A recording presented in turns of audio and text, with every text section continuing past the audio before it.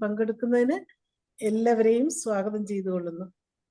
ഇന്നത്തെ ക്ലാസ് ആരംഭിക്കുന്നതിന് മുമ്പ് ഒരു നിമിഷം ഈശ്വര പ്രാർത്ഥന.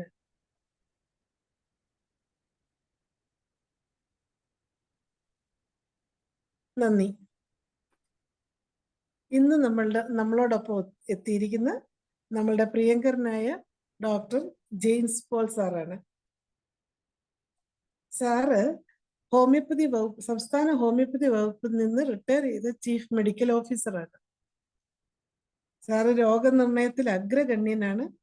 42 വർഷത്തെ ചികിത്സാനുഭവങ്ങളാണ് സാറിനുള്ളത്. ഇന്ന് നമ്മോട് ചികിത്സാനുഭവങ്ങൾ പങ്കുവെക്കുന്നതിന് എത്തിയിരിക്കുന്ന ജെയിംസ് പോൾ സാറിനെ സന്തോഷപൂർവ്വം ഈ സൂമിലേക്ക് ക്ഷണിച്ചുകൊള്ളുന്നു. സാറിന് ക്ലാസ് ആരംഭിക്കാം. കേൾക്കാം സാറേ. എല്ലാവർക്കും നമസ്കാരം. നമസ്കാരം. കുറെ സെഷൻസ് ഇങ്ങനെ ഓരോ സബ്ജക്റ്റ് ആയിരുന്നു നമ്മൾ എടുത്തുകൊണ്ടിരുന്നത്. അതിൽ ഈ പ്രാവശ്യം പെട്ടെന്നാണ് ഡോക്ടർ ധനേഷ് വിളിച്ച് പറയുന്നത്. അപ്പൊ അത് കാരണം 1-2 കേസുകൾ അവതരിപ്പിക്കാം എന്ന് വിചാരിക്കുന്നു. സബ്ജക്റ്റിലേക്കൊന്നും പോയിട്ടില്ല, അത് പ്രിപ്പറേഷൻ ആവശ്യമുള്ളതാണ്. പ്രത്യേകിച്ച് കഴിഞ്ഞ പ്രാവശ്യത്തെ ക്ലാസ് എല്ലാവർക്കും കേട്ടിട്ടുണ്ടാവും. അപ്പൊ അതിൻ്റെ സീരിയസ്നെസ്, ജസ്റ്റ് തലവേദനയാണെങ്കിൽ പോലും അത് ഒത്തിരി സീരിയസ് ഉള്ളതാണെന്നും സീരിയസ് ആയിട്ട് പഠിക്കേണ്ടതാണെന്നും എല്ലാവർക്കും ബോധ്യപ്പെട്ടു. അപ്പൊ അതേപോലെ ഒരു സബ്ജക്റ്റ് എടുത്ത് അവതരിപ്പിക്കണമെങ്കിൽ കുറച്ച് സമയം വേണം. അപ്പൊ അതുകൊണ്ടാണ് 2-3 കേസ്, അതിൽ 1-2 ഡിഫിക്കൽട്ട് കേസുകളുമുണ്ട്. അത് എങ്ങനെ മാനേജ് ചെയ്തു എന്ന് ഇവിടെ അവതരിപ്പിക്കാനാണ് ഞാൻ ഉദ്ദേശിക്കുന്നത്. സാറ് പറഞ്ഞാൽ മതി, അപ്പൊ ഹിബൻ ഡോക്ടർ ഷെയർ ചെയ്യുവേ. എന്തോ ശരി ശരി. അപ്പൊ ഒന്നാമത്തെ കേസ് ഒരു ലേഡിയാണ്, 35 വയസ്സ്. അപ്പൊ അവര് 4 വർഷമായിട്ട് ഡയബറ്റിക്കാണ്. അതിന് കാരണം അവര് മോഡേൺ മെഡിസിൻ ആണ് ഉപയോഗിച്ചിട്ടുള്ളത്. അപ്പോ നമ്മുടെ അടുത്ത് വരുന്നത് ഇൻഡസ്റ്റൈനൽ TB ആയിട്ടാണ്. അപ്പൊ അത് റെസ്പോണ്ട് ചെയ്യാത്തത് കൊണ്ട് അവര് ഈ സ്റ്റീറോയിഡ്സ് കൂടെ ആഡ് ചെയ്തിരുന്നു കുറെ കാലത്തേക്ക്. അപ്പൊ അതിന്റെ റിയാക്ഷൻസും എല്ലാം കൂടി ഒരു medicine induced diabetic mellitus type 2 അവരിലുണ്ടായി. അപ്പം അതും അതിൻ്റെതായ കോംപ്ലിക്കേഷനും ഉണ്ടായിരുന്നു. അപ്പൊ ഇവര് നമ്മുടെ അടുത്ത് വരുമ്പോൾ ESR 65 ഉണ്ട്, HB 10.5, പിന്നെ മെസൻട്രിക് ഗ്ലാൻസ് പ്രോമിനന്റ് ആയിരുന്നു. നമുക്ക് പാൽപ്പേറ്റ് ചെയ്യാം വിധത്തിൽ മെസൻട്രിക് ഗ്ലാൻസ് എല്ലാം അബ്ഡോമൻ വോൾ ഉണ്ടായിരുന്നു. പിന്നെ ഡിസ്ചാർജ് ഓഫ് പസ് ഫ്രം അംബ്ലിക്കസ്. അതിന്റെ കാരണം ഒരു കീ ഹോൾ സർജറി നടത്തിയിരുന്നു. ഒരു ചോക്ലേറ്റ് സിസ്റ്റ് ഉണ്ടായിരുന്നു റൈറ്റ് ഓവറിയിൽ. അപ്പം അത് റിമൂവ് ചെയ്യാൻ വേണ്ടി കീ ഹോൾ സർജറി നടത്തി. അതിനെ തുടർന്നാണ് ഈ പ്രശ്നം ഉണ്ടാകുന്നതും അംബ്ലിക്കസിൽ നിന്നും പഴുപ്പ് ഇങ്ങനെ വന്നു തുടങ്ങിയത്. പിന്നെ ഗ്ലാൻഡ് ബയോപ്സി ചെയ്തിരുന്നു. ആ ബയോപ്സിയിൽ നിന്നാണ് അത് TB പോസിറ്റീവ് ആണെന്ന് കണ്ടെടുത്തത്. അത് കൂടാതെ തന്നെ IgM ടെസ്റ്റ് നടന്നിരുന്നു, അതിലും പോസിറ്റീവായിട്ടാണ് കണ്ടെത്തി. പിന്നീട് അൾട്രാസൗണ്ട് സ്കാനിങ്ങില് ലിപ്പോയിഡ് ട്യൂബുലാർ മാസ്, ലിപ്പോയിഡ് ആണ് പക്ഷെ അത് ട്യൂബുലാർ മാസ്, അതിങ്ങനെ എക്സ്റ്റെൻഡ് ചെയ്തിരുന്നത് അംബ്ലിക്കസ് മുതൽ ബ്ലാഡർ വരെയായി. ഇപ്പം 4 വർഷമായിട്ട് ഡയബറ്റീസ് മെലിറ്റസ് ഉണ്ട്. അതിന്റെ മരുന്ന് കഴിക്കുന്നുണ്ട്, പിന്നെ എല്ലാം കൂടി കഴിക്കുന്നുണ്ട്, സ്റ്റീറോയിഡ് കഴിക്കുന്നുണ്ട്. ആ ഒരു അവസ്ഥയിൽ കുറവില്ലാതെ ഇവർക്ക് ഈ TBക്ക് കൊടുത്ത മരുന്ന് അവർക്ക് പറ്റുന്നില്ല. അതവർക്ക് ബോധ്യപ്പെട്ട്. കാരണം ഈ ചെവിക്കെല്ലാം ഇങ്ങനെ മൂളൽ തുടങ്ങി, കേൾവി കുറയുന്ന പോലെ തോന്നി. അതുകൊണ്ടാണ് അത് നിർത്തിയിട്ട് ഹോമിയോപ്പതി ഡോക്ടറെ സമീപിച്ചു. ആ ഒരു ഡോക്ടറാണ് എനിക്ക് വേണ്ടി റെഫർ ചെയ്തത്. അങ്ങനെയാണ് ഈ കേസിന്റെ അടുത്ത് വരുന്നത്. ഏതായാലും തുടർന്ന് കേസെടുത്തു. ഞാൻ അവരിൽ കണ്ടത് കൽക്കേരിയ കാർബായിരുന്നു. പ്രിൻസിപ്പൽ റെമഡി കൽക്കേരിയ കാർബായിരുന്നു. അപ്പൊ അതിന് കാരണം ഈ TB എന്ന് അറിഞ്ഞതോടുകൂടി തന്നെ അവർ അപ്സെറ്റ്. കാരണം ഒരു ഫിയർ ഓഫ് കണ്ടേജിയസ് ഡിസീസ്, അതുപോലെ തന്നെ കൺഫ്യൂഷൻ ഉണ്ടായിരുന്നു. അവരൊരു ഓഫീസ് സ്റ്റാഫാണ്. അപ്പൊ കാര്യമായിട്ട് വർക്ക് ചെയ്യുമ്പോൾ തന്നെ ഈ കൽക്കരിയ കാർവിന്റെ ഒരു പ്രത്യേക സ്വഭാവം, തല പുകയുന്ന പോലെ, തലയിൽ നിന്ന് ഇങ്ങനെ പുകഞ്ഞു കയറുന്നതായിട്ട് ചൂട് പമിക്കുന്ന പോലെയൊക്കെ ഒരു സെൻസേഷൻ നേരത്തെ മുതലുണ്ട്. ഇതെല്ലാം ടിപ്പിക്കൽ കൽക്കരിയ കാർവിന്റെ സിംറ്റംസ് ആയിരുന്നതുകൊണ്ട് പിന്നെ ബോഡി ഫീച്ചേഴ്സ് എല്ലാം കൊണ്ട് ഞാൻ കൽക്കരിയ കാർവാണ് പ്രിൻസിപ്പൽ റെമഡിയായിട്ട് സെലക്ട് ചെയ്തത്. അത് 200 വീക്കിലി വൺസ് കൊടുത്തു. ദെൻ ക്രോഫിലേറിയ നോഡോസോ ആൻഡ് കാലിമോ ഇതാണ് തുടർന്ന് കൊടുത്തോണ്ടിരുന്നത്. ഏതായാലും 5-6 മാസത്തിന് ശേഷം വീണ്ടും ഈ അൾട്രാസൗണ്ടിന് വിധേയമാക്കി. അതുപോലെ തന്നെ ബ്ലഡ് ടെസ്റ്റ് നടത്തി കഴിഞ്ഞപ്പോൾ ഹീമോഗ്ലോബിൻ കൂടി ഒരു 12.5 എത്തി. ESR കുറഞ്ഞു, ഒരു 22-ലേക്ക് താന്നു. മൊത്തത്തിൽ ആരോഗ്യം അവസ്ഥയ്ക്ക് വളരെ മെച്ചമുണ്ടായി.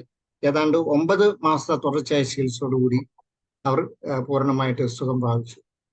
എന്തെങ്കിലും വല്ല സാധാരണ ഇങ്ങനെ തലവേദനയോ അല്ലെങ്കിൽ ജലദോഷമോ അല്ല അങ്ങനെ വന്നു കഴിഞ്ഞാൽ നമ്മളടുത്ത് വരുന്നതല്ലാതെ ആ കണ്ടിന്യൂ ആയിട്ടുള്ള മരുന്ന് നിർത്തി കഴിഞ്ഞു. മറ്റൊരു കേസ് ഒരു അൾസറാണ്, ട്രോപ്പിക്കൽ അൾസർ. അപ്പൊ അതിന്റെ ഒന്ന് വിട്ടാൽ കൊള്ളായിരുന്നു. ട്രോപ്പിക്കൽ അൾസർ എന്ന് ക്യാപ്ഷൻ കൊടുത്തിട്ടുണ്ടായിരുന്നു. നോ ട്രോപ്പിക്കൽ അൾസർ അതുമല്ല 1,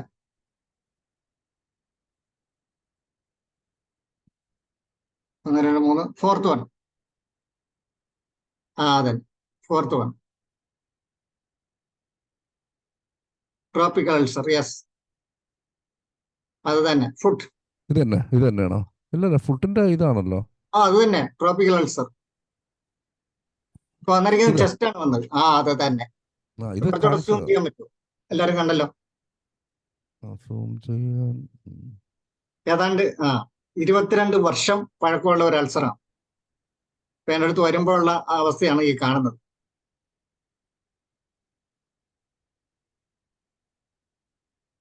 ഓക്കെ, അപ്പോൾ ഞാൻ ഇതിന് കണ്ടെത്തിയ മരുന്ന് ആസിഡ് നൈട്രിക് ആണ്. അത് കാരണം നമ്മൾ സാധാരണ ക്രോണിക് അൾസേഴ്സ് ഇങ്ങനെ നോക്കുമ്പോൾ ഫ്ലോറിക് ആസിഡ്, ആസിഡ് നൈട്രിക്കം ഇതെല്ലാം ഇങ്ങനെ കണ്ടെത്താമെങ്കിലും ഇയാൾക്ക് സ്പെസിഫിക് ആയിട്ട് ഞാനിത് കണ്ടെത്താൻ കാരണം നമ്മുടെ മെറ്റീരിയൽ മെഡിക്കയിലെ ഒരു പെസ്റ്റ് അറിയാലോ, കീടം.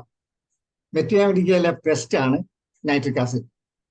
അപ്പൊ ഇദ്ദേഹവുമായിട്ട് ഏതാണ്ട് 2 മണിക്കൂറോളം സംസാരിച്ചു കഴിഞ്ഞപ്പോൾ ഇയാളുടെ ആറ്റിറ്റ്യൂഡ്, സോഷ്യൽ കോണ്ടാക്ട്, അങ്ങനെ ഇദ്ദേഹത്തിന് കൂടുതൽ അടുക്കാൻ തുടങ്ങിയതുകൊണ്ട് കുറച്ച് കാര്യങ്ങൾ എലിസിറ്റ് ചെയ്യണം. ആ എലിസിറ്റ് ചെയ്ത കാര്യങ്ങളിൽ നിന്നാണ് ഞാൻ ഈ കൺക്ലൂഷൻ എത്തിയത് അയാൾ ഒരു പെസ്റ്റ് ആണ് എന്നുള്ളത് രീതിയിൽ. കാരണം ഈ ഫ്രണ്ട്സ്, ഗ്യാങ് ഒക്കെ വളരെ കുറവാണ്. പലപ്പോഴും ഇദ്ദേഹത്തെ ഗ്യാങ്ങിൽ കൂട്ടാതെ വരും. അപ്പൊ ഇദ്ദേഹം തന്നെ ചിന്തിച്ചിട്ടുണ്ട്, എന്താണ് അവരെന്നെ ഇങ്ങനെ അകറ്റി നിർത്തുന്നത് എന്ന് ചിന്തിച്ചിട്ടുണ്ട്. ഇദ്ദേഹം തന്നെ ചിന്തിക്കാൻ ഇടയായിട്ടുണ്ട്. അപ്പൊ ഈ കാര്യങ്ങളിൽ നിന്നാണ് ഇദ്ദേഹം ഒരു പെസ്റ്റ് ആണ് എന്നുള്ള ഒരു നിഗമനത്തിലെത്തുകയും അദ്ദേഹത്തിന് ആസിഡ് നൈട്രിക്കം കൊടുക്കാനായിട്ട് തീരുമാനിച്ചു. 200 പെർ വീക്ക് എന്നുള്ള രീതിയിലാണ് കൊടുത്തു തുടങ്ങിയത്. അതോടൊപ്പം കാലിസൾഫ്, ഫെറംബോസ്, കൽക്കേരിയ ഫോസ് ഈ ടിഷ്യൂ തുടർച്ചയായിട്ട് കൊടുത്ത് ആസിഡ് നൈട്രിക്കം 200 വീക്കിലി വൺസ്.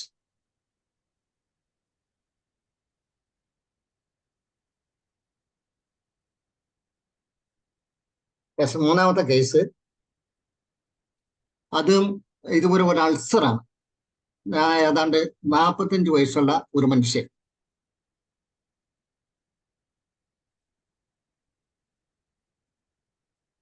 എടുത്തോ, SR അൾസർ എന്ന് പറയും കൊടുത്തിട്ടുണ്ടായിരുന്നു ഫുട്ടിൽ. അത് തന്നെ സെക്കൻഡ് വൺ. യെസ് കണ്ടല്ലോ. SR means deep eating ulcer എന്നുള്ളതാണ്. അതായത് സ്കിന്നും ഫ്ലഷും എല്ലാം കംപ്ലീറ്റ് പോയി ടെൻഡൻസ് ആണ് കാണുന്നത്. ടെൻഡൻസ് വരെ പുറത്ത് കാണുന്ന വളരെ ബേണിംഗ് പെയിൻ ഉള്ള ഒരു അൾസറാണ്, വളരെ ക്രോണിക്കാണ്. മാത്രമല്ല അത് ഒരു ഓട്ടോമിൻ ഡിസീസിന്റെ ഫലമായിട്ട് പ്രത്യക്ഷപ്പെട്ട അൾസർ കൂടിയാണ്.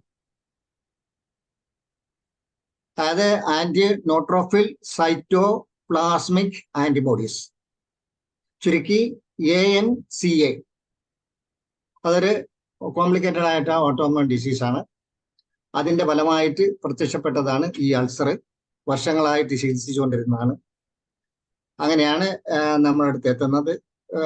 നടക്കാൻ ബുദ്ധിമുട്ടുണ്ട്, കാല് ബേണിംഗ് പെയിനാണ്. വണ്ടിയിലിരിക്കെ തന്നെ ഞാൻ പോയി കാണുകയായിരുന്നു. വണ്ടി മുറ്റത്ത് വന്നു. അങ്ങനെ ഞാൻ പോയി കണ്ട കേസാണ്. അങ്ങനെയാണ് കേസെടുത്ത് ബാക്കിയെല്ലാവരും പുറത്തിറക്കി ഇദ്ദേഹമായിട്ട് സംസാരിച്ചു. കേസെടുത്തതിൽ നിന്നും ഇയാളിൽ ഞാൻ കണ്ടത് ആസിഡ് ഫ്ലോർ ആയിരുന്നു.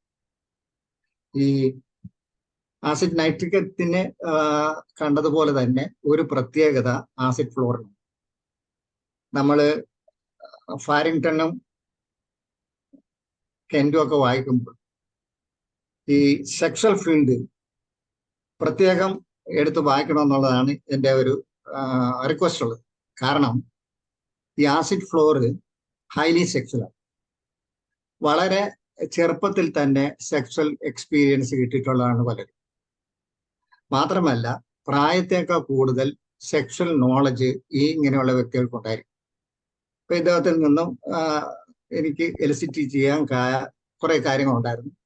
അപ്പൊ അതിൽ നിന്നാണ് ഞാൻ ഈ നിഗമനത്തിലെത്തിയതും ആസിഡ് ഫ്ലോറിൽ എത്തിച്ചേരുന്നത്. ഞാൻ ഇദ്ദേഹത്തിൽ കണ്ടെത്തിയത് ആസിഡ് ഫ്ലോർ ആണ്. ഞാൻ അതാണ് കൊടുത്തത്. പിന്നെ അത് കൂടാതെ കൽക്കരിയ ഫോസ്ഫറം ഫോസ്കാലും ഈ ടിഷ്യൂ റെമഡിയും കൊടുത്തിട്ടുണ്ട്. അതാണ് ജസ്റ്റ് 1 മാസം കഴിഞ്ഞു, വരേണ്ട സമയം കഴിഞ്ഞു. ഏതായാലും ഇദ്ദേഹം തിരിച്ചു വന്നിട്ടില്ല, വന്നാലേ പറയാൻ പറ്റുള്ളൂ. പക്ഷെ വരേണ്ട സമയമായി. ഇദ്ദേഹത്തിന് കുറച്ച് ഫുഡൊക്കെ ടൈപ്പ് 2 ഡയബറ്റീസ് കൂടെ ഉള്ളതുകൊണ്ട്, കാരണം ഇഷ്ടംപോലെ സ്റ്റീറോയിഡ് കഴിച്ച് ടൈപ്പ് 2 ഡയബറ്റീസ് കൂടെ ഉള്ളത് കൊണ്ട് കുറച്ച് ഫുഡ് റെസ്ട്രിക്ഷൻ പറഞ്ഞിരുന്നു. പിന്നെ അരിക്ക് പകരം മില്ലറ്റ്സ്, ചെറുധാന്യങ്ങളും മറ്റ് പയർ, പരിപ്പ്, കടല അങ്ങനെയുള്ള ധാന്യങ്ങളും ഇഷ്ടംപോലെ പച്ചക്കറികളും കഴിക്കാൻ പറഞ്ഞിരുന്നു. ഏതായാലും ഇനി അതുകൊണ്ടാണോ, കാരണം ഇത് അരിയാഹാരം നിർത്തണമെന്ന് പറഞ്ഞപ്പോൾ തന്നെ അദ്ദേഹത്തിന് ഭയങ്കര സങ്കടമായിരുന്നു. കണ്ണിൽ നിന്ന് കണ്ണുനീര് പോയി, ആ ഒരവസ്ഥ. ഏതായാലും അതുകൊണ്ടാണോ വരാത്തെന്ന് അറിയില്ല. വന്നു കഴിഞ്ഞാൽ അടുത്ത സെഷനിൽ ഞാൻ അതിന്റെ റിസൾട്ട് പറയാം വിചാരിക്കുന്നു. ഏതായാലും വന്നിട്ടില്ല. ഏതായാലും ഈ കേസ് ഞാൻ ഇങ്ങനെയാണ് കൈകാര്യം ചെയ്ത് എന്ന് ബോധ്യപ്പെടുത്താൻ വേണ്ടി അവതരിപ്പിച്ചത് മാത്രമേ.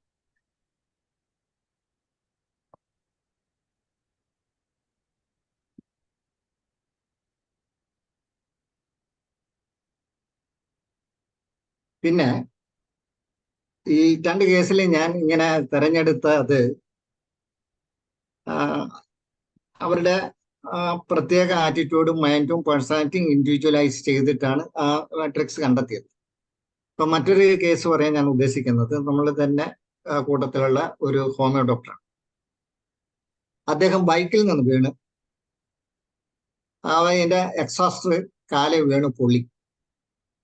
മാത്രമല്ല ഒരു മൈനർ ഫ്രാക്ചറും ഉണ്ടായിരുന്നുകൊണ്ട് മോഡേൺ മെഡിസിൻ ആണ് ആദ്യം സ്വീകരിച്ചത്. ഏതായാലും ഫ്രാക്ചറൊക്കെ ആയി, പിന്നെ കുഴപ്പമില്ല, അതെല്ലാം യൂണിയനായി. പക്ഷെ ഈ അൾസർ ഉണങ്ങിയില്ല. അത് പല ഡോക്ടേഴ്സുമായിട്ട് ഇദ്ദേഹം കൺസൾട്ട് ചെയ്തു, ഹോമിയോ മരുന്ന് കഴിച്ചു. 8 മാസം കഴിഞ്ഞ് ഞങ്ങൾ തമ്മിൽ കാണുമ്പോഴും ഈ അൾസർ ഉണ്ട്. അപ്പം തൻ്റെ കയ്യിൽ വല്ലതും ഉണ്ടോയെന്ന് എന്നോട് ചോദിച്ചു. ഞാൻ പറഞ്ഞു ഞാൻ ശ്രമിക്കാം എന്ന് പറഞ്ഞു.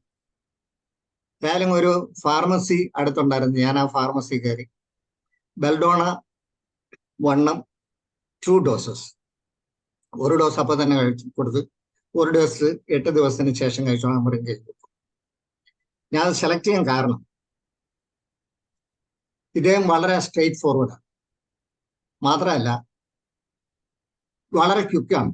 ഡിസിഷൻ ഇഡിയം, അതായത് ഇഫക്റ്റീവ് ഡിസിഷൻ മേക്കിങ്ങിനും ആൾ വളരെ സ്മാർട്ടാണ്.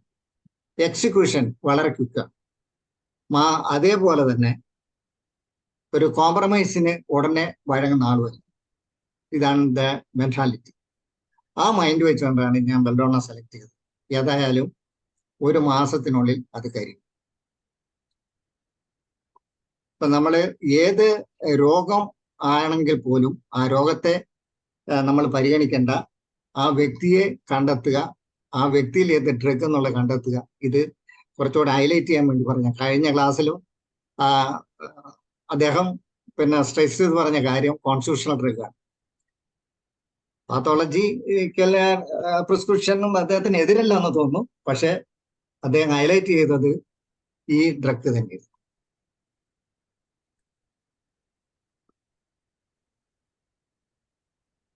പിന്നെ മറ്റൊരു കേസ്, ഇതും ഒരു ഓട്ടോമിൻ ഡിസീസ് ആണ്. വളരെ കോംപ്ലിക്കേറ്റഡ് ആയിട്ടുള്ള കേസായിരുന്നു. ഇത് മണ്ണൂത്തി എന്നാണ് വന്നത്. ആംബുലൻസിലാണ് നമ്മുടെ വീട്ടിലെത്തുന്നത്. അദ്ദേഹം അമല ഹോസ്പിറ്റലിൽ ചികിത്സയിലായിരുന്നു, തൃശ്ശൂർ അമല ഹോസ്പിറ്റലിൽ. ബെഡ് റിഡൻ ആയിരുന്നു. ഓക്സിജൻ ഒക്കെ കൊടുത്താണ് ഒരു ആംബുലൻസിലാണ് നമ്മുടെ വീട്ടിലെത്തുന്നത്. ആ സമയത്ത് ഓക്സിജനൊക്കെ വളരെ താന്നു. പിന്നെ ഓക്സിജൻ തന്നെ കൊടുത്തോണ്ടിരിക്കുന്നു. ഓക്സിജൻ മാറ്റാൻ പറ്റാത്ത ഒരവസ്ഥയിലായിരുന്നു ഈ രോഗി. നമ്മുടെ അടുത്ത് വരുമ്പോൾ ഏതായാലും വളരെ അവശനായിരുന്നു.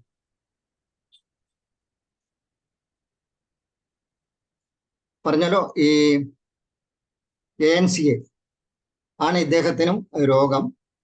അപ്പൊ ഇതിന്റെ തുടക്കം പോളി ആർത്രൈറ്റിസ് ആയിട്ട്, പോളി ആർത്രൈറ്റിസ് ഡെവലപ്പ് ചെയ്താണ് അത് ജോയിന്റിനെ ബാധിച്ചു. അത് കഴിഞ്ഞ് ലങ്സിലേക്ക് വന്നു. ഇപ്പൊ ലങ്സിലേക്ക് വരുമ്പോൾ അത് റുമാറ്റോയിഡ് ന്യൂമോകോണിയോസിസ് എന്ന് വേണേൽ പറയാം. ആ ഒരു അവസ്ഥയിലാണ്. അപ്പൊ ശ്വാസതടസ്സം കാര്യമായിട്ട് തന്നെയുണ്ട്. റുമാറ്റോയിഡ് ന്യൂമോകോണിയോസിസ് ആ പിക്ചറാണ് എക്സ്റേയിൽ കണ്ടത്.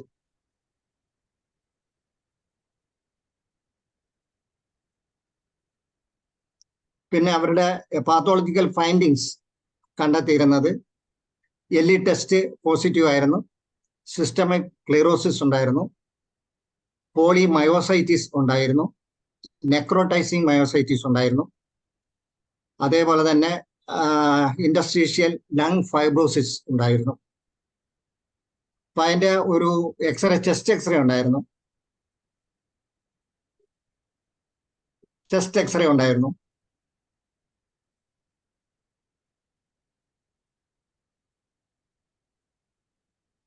ചെസ്റ്റ് എക്സ്റേ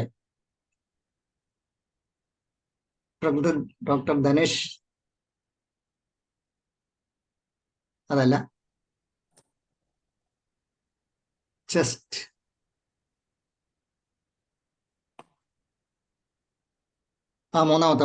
മൂന്നാമത്തെ third one. Yes, yes. Just see അതിന്റെ റൈറ്റ് ലങ് ഫീൽഡ്, അവിടെ ഫൈബ്രോട്ടിക് സ്ട്രാൻഡ്സ് ഉണ്ട്. പിന്നെ right diaphragm right dome elevated ആണ്. കാരണം അത് ലിവറിനെയും ബാധിച്ചിരുന്നു. ലിവർ ടോപ്പഡ് ആയിരുന്നു, എൻലാർജ്ഡ് ആയിരുന്നു. കാണുന്നുണ്ട് എന്ന് വിചാരിക്കുന്ന എല്ലാവരും ആ ഫൈബ്രോട്ടിക് ചേഞ്ചസ്, ഫൈബ്രോട്ടിക് സ്ട്രാൻഡ്സ്. അതേപോലെ തന്നെ കൺസ്ട്രിക്റ്റീവ് പെരിക്കാർഡൈറ്റിസ് ഉണ്ട്. ഹാർട്ട് ഷാഡോ ഉണ്ടോ, വളരെ ശോഷിച്ച് മെലിഞ്ഞു പോയി. ഇത്രയും പാത്തോളജിയോട് കൂടിയാണ് ഇദ്ദേഹം നമ്മുടെ അടുത്ത് എത്തുന്നത്. ഓക്കെ,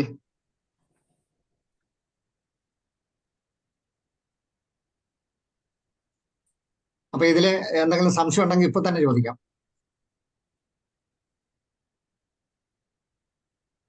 പോട്ടെ.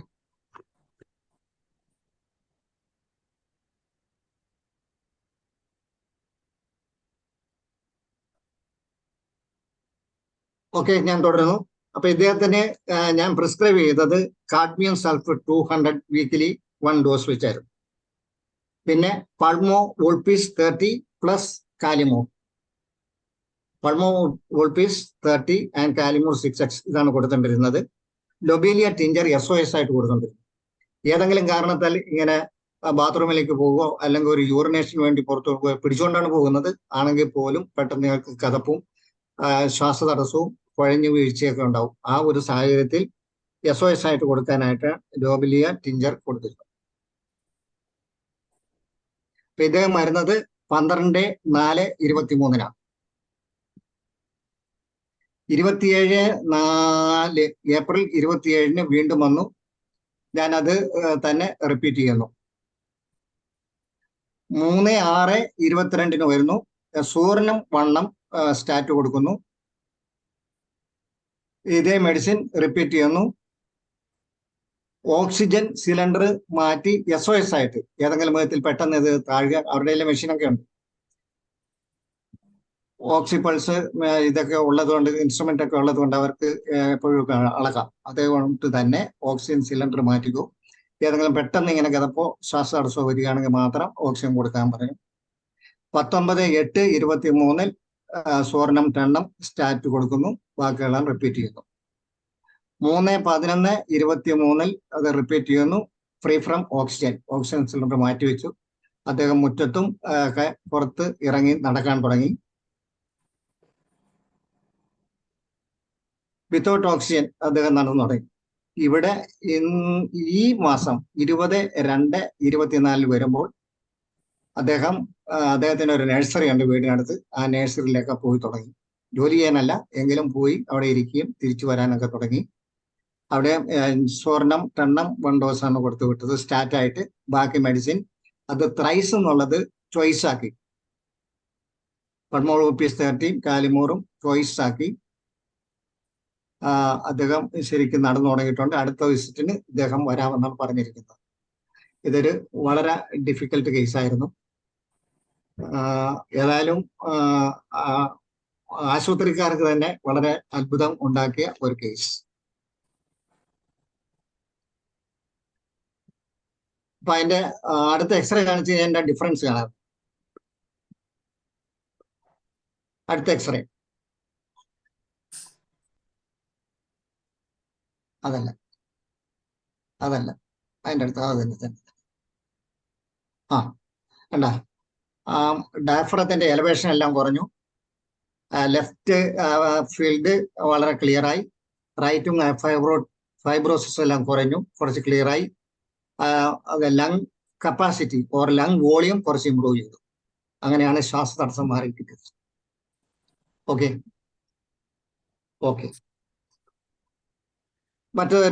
അടുത്തൊരു പൾമണറി ട്യൂബർകുലോസിസ് ആണ്. അതിന്റെ ഫസ്റ്റ് എക്സ്റേ കാണിക്കാം. അടുത്ത എക്സ്റേ ഇതല്ല അല്ല, അതന്നെ. കുറച്ച് സ്യൂം ചെയ്യാൻ പറ്റും.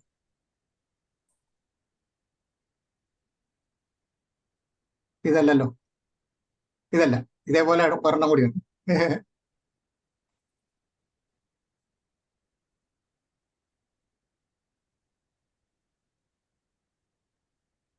യെസ്, തന്നെ. ആ മിഡിൽ സോൺ, റൈറ്റ് ലങ്ങിന്റെ മിഡിൽ സോൺ ഉണ്ടായിരുന്നു പാച്ചസ്. അപ്പം ESR 65, HB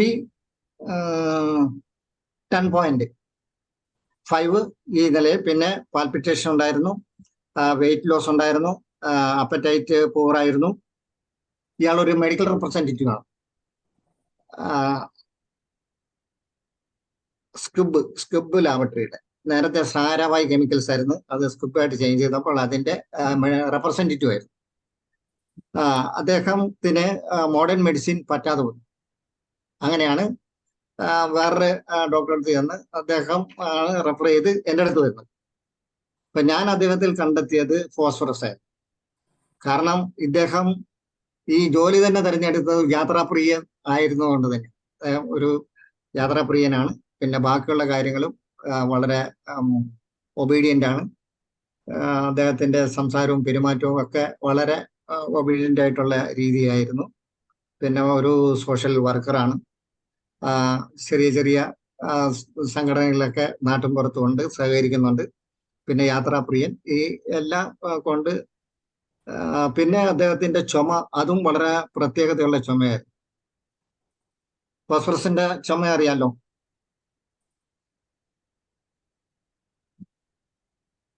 വാമത്തിൽ നിന്നും കോഡിലേക്ക് കയറുമ്പോൾ, അല്ല പുറത്തു നിന്ന് AC-യിലേക്ക് കയറുമ്പോൾ ചുമ, കുറച്ചു നേരം ചുമയ്ക്കും, പിന്നെ നിന്ന് പോകും. അപ്പൊ അങ്ങനെയുള്ള ആ ചുമ കൂടെ ഉണ്ടായിരുന്നുകൊണ്ട് ഞാൻ ഫോസ്ഫറസ് സെലക്ട് ചെയ്ത് 200 വീക്കിലി വൺസ് കൊടുത്തു. ഏതാണ്ട് 2 മാസം കൊണ്ട് തന്നെ വളരെ ഇമ്പ്രൂവ്മെന്റ് കിട്ടി. 6 മാസം കഴിഞ്ഞ് എടുത്ത ഒരു എക്സ്റേ അടുത്തുണ്ട്.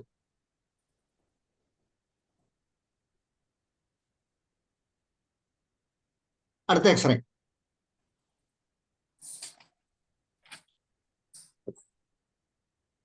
ഒരു എക്സ്റേ. ആ തന്നെ സി റൈറ്റ് ലങ് ഫീൽഡ് നോക്കും. ആ പാച്ചസ് എല്ലാം പോയി ക്ലിയർ ആയി.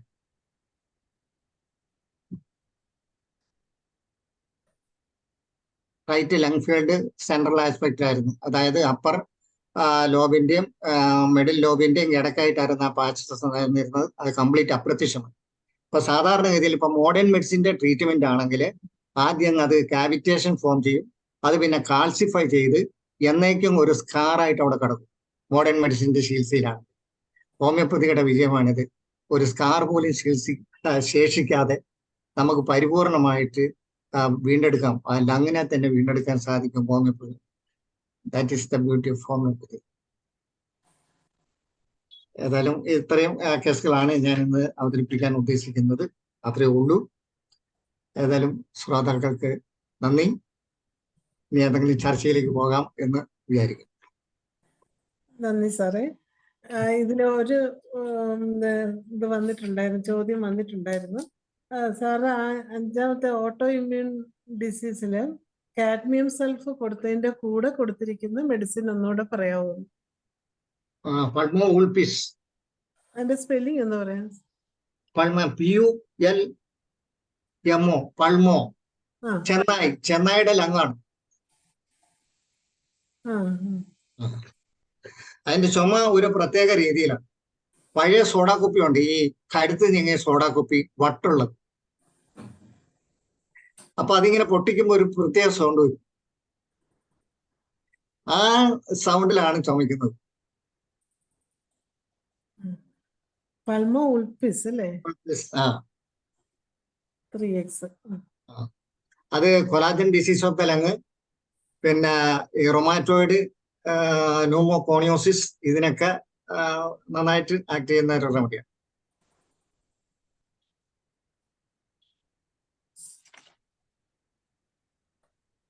സാറ് ആദ്യത്തെ കേസിൽ സ്ക്രോഫ്ലേറിയ നോഡോസും ടിഞ്ചറാണോ കൊടുത്തത്?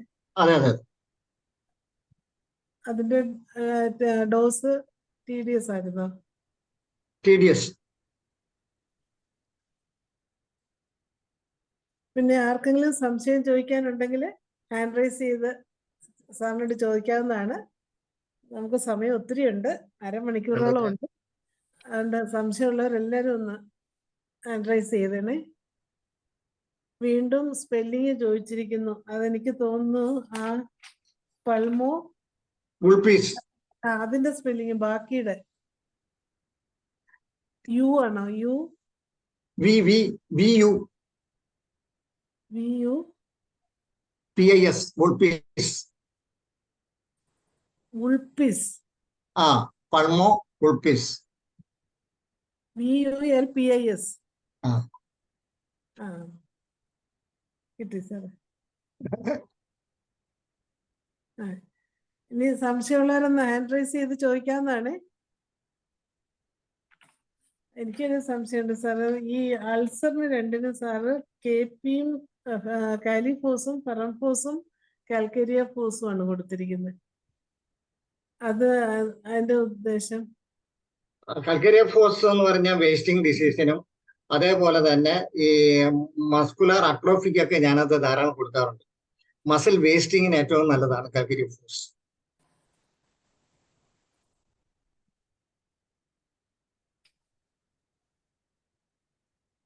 കാലിഫോസ് നെർവിന്റെ ആയിരിക്കും അല്ലേ? കാലിഫോസ് അല്ല, കൽക്കേരിയ ഫോസ്, ഫെറംഫോസ്, ഇത് മൂന്ന്. ഒരു ഹീമോജെനസിസ് കൂടിയാണ്. ഇത് മൂന്നും കൂടെ കൂടി കഴിഞ്ഞാൽ അനീമിക് പേഷ്യൻസിന് വളരെ നല്ലത്. സാർ, ഈ കാൽസിഫിക്കേഷൻ ഓഫ് ഈ ഹാർട്ടിൻ്റെ മറ്റേ ഇതെല്ലാം റൈറ്റ് സൈഡ് ലെഫ്റ്റ് സൈഡിൽ മറ്റേ ഇതിലൊക്കെ കാൽസിഫിക്കേഷൻ വരുമ്പോൾ ഹാർട്ടിൻ്റെ ബ്ലഡ് വെസലിലൊക്കെ കാൽസിഫിക്കേഷൻ വരുമ്പോൾ കാരണം പുകവലി കൊണ്ടും അതൊക്കെ കൊണ്ട് സാധാരണ നിലയിൽ എങ്ങനെയാണ് അതിൻ്റെ ട്രീറ്റ്മെൻറ്റ് എന്ന് പറഞ്ഞു? കാൽസിഫിക്കേഷൻ നമുക്ക് ഡ്രഗ് ഓഫ് ചോയ്സ് അങ്ങനെ ഇല്ലല്ലോ. നല്ല എഫക്റ്റീവ് ആയിട്ടുള്ള പരമാവധി മാക്സിമം എഫക്റ്റീവ് ആയിട്ടുള്ള ഒരു മെഡിസിൻസ് ഒക്കെ ഒരു ഒരു ഒരു ചെറിയ കുട്ടി എൻ്റെ അടുത്ത് വന്നിരുന്നു. റീനൽ കാൽസിഫിക്കേഷൻ, ബയലാറ്ററൽ, 2 കിഡ്നിയും കാൽസിഫൈ ചെയ്ത ഒരവസ്ഥയിൽ മോഡേൺ മെഡിസിന് ഒന്നും ചെയ്യാൻ പറ്റാത്ത ഇതിലാണ് നമ്മുടെ അടുത്ത് വരുന്നത്.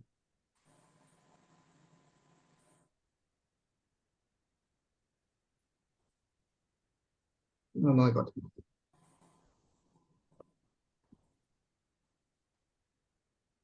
അതിന് കോൺസ്റ്റിറ്റ്യൂഷൻ റെമഡിയാണ് കുഞ്ഞിന് കൊടുത്തത്, അതാണ് പറയാൻ. അതിനാ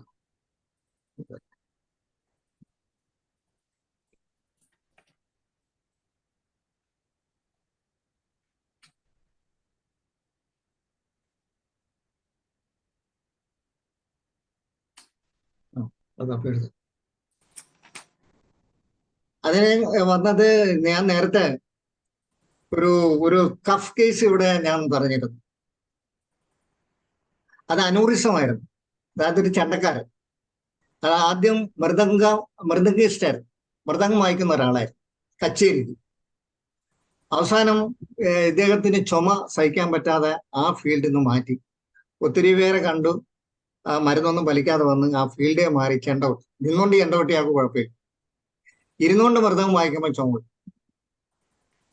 അപ്പൊ അങ്ങനെ ഈ പള്ളുരുത്തി ഉത്സവത്തിന് വന്നു കഴിഞ്ഞപ്പോൾ അദ്ദേഹത്തിന് ഇങ്ങനെ ജലദോഷം വന്നു കഴിഞ്ഞാൽ പിന്നെ ചുമ ബാധിക്കുമെന്ന് വിചാരിച്ച് വേറെ ആൾ കൂട്ടിക്കൊണ്ട് വന്നു. നമുക്കൊരു അലോപ്പതി പോകണ്ട, ഹോമിയോപ്പതി പോകാന്ന് പറഞ്ഞാണ് എൻ്റെ അടുത്ത് വന്നു. ഞാൻ പള്ളുരുത്തി തന്നെ ക്ലിനിക്ക് ഇട്ടിരിക്കുന്ന സ്ഥലം. അങ്ങനെ എൻ്റെ അടുത്ത് വന്നു. അപ്പൊ കണ്ടതിനുള്ള സ്റ്റാറ്റസ് മോർബി അനുസരിച്ച് മരുന്ന് കൊടുത്തു, അദ്ദേഹം പോയി. അത് കഴിഞ്ഞ് 2-3 ദിവസം കഴിഞ്ഞപ്പോൾ ഇദ്ദേഹം വീണ്ടും വന്നു. അപ്പം ഇയാളെ കൊണ്ടുവന്ന ആള് പറഞ്ഞ്, ആ ഡോക്ടർ കുഴപ്പമില്ല, ഇങ്ങനെ സർവീസിലെടുത്ത് ഉണ്ടായിരുന്ന ആളാണ്, ഒന്ന് നിങ്ങളുടെ പഴയ കേസ് ഒന്ന് പറഞ്ഞു നോക്കാൻ പറഞ്ഞു. അങ്ങനെയാണ് എൻ്റെ അടുത്ത്. അപ്പം നേരത്തെ എടുത്ത എക്സ്റേയും ബ്ലഡ് ടെസ്റ്റും കഴിച്ച മരുന്നിന്റെ ലിസ്റ്റൊക്കെ ആയിട്ട് വന്നു. അങ്ങനെ ഞാനൊരു ഒബ്ലിക് എക്സ്റേ എടുത്തു കഴിഞ്ഞപ്പോഴാണ് ഇയാൾക്ക് ഒരു അനൂറിസം ഉണ്ടെന്ന് ബോധ്യപ്പെടുന്നത്. കാരണം ചെറിയ അതിന്റെ നമ്മുടെ ഹാർട്ടിന്റെ ഇത് അറിയാലോ, പോസ്റ്റീരിയർ ആസ്പെക്ട് ആണ് മെയിൻ ഭാഗം. പ്രത്യേകിച്ച് ലെഫ്റ്റ് വെൻട്രിക്കിള് അതിന്റെ ഒരു ഭാഗം മാത്രമേ എക്സ്റേയിൽ നമുക്ക് കിട്ടുള്ളൂ, അതായത് PA എക്സ്റേയിൽ. ആ സമയത്ത് ഏട്രിയത്തിന്റെ ലെഫ്റ്റ് ഏട്രിയം കംപ്ലീറ്റും പോസ്റ്റീരിയർ ആസ്പെക്റ്റിലാണ്. അതേപോലെ തന്നെയാണ് ഈ ആർച്ച്, അയോർട്ടിക് ആർച്ചും കിടക്കുന്നത്. അതുകൊണ്ട് തന്നെ ഒരു ഒബ്ലിക് എക്സ്റേ എടുത്തു കഴിഞ്ഞപ്പോൾ ഈ അനൂറിസം കണ്ട് ബോധ്യപ്പെട്ടു. അപ്പം ഇതും ഒരു കാരണമാകുന്നു.